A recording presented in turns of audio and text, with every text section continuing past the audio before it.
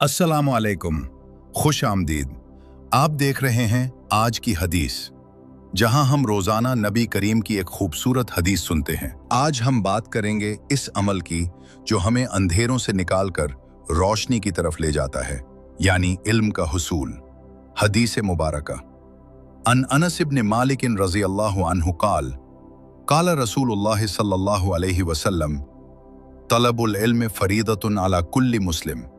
तर्जुमा, नबी करीम सल्लल्लाहु अलैहि वसल्लम ने फरमाया, इल्म हासिल करना हर मुसलमान पर फर्ज है।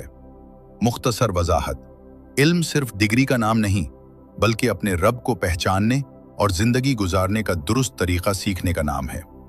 एक बाअमल आलिम की फजीलत आबिद पर ऐसी है जैसे चौधनी के चांद की तारों पर।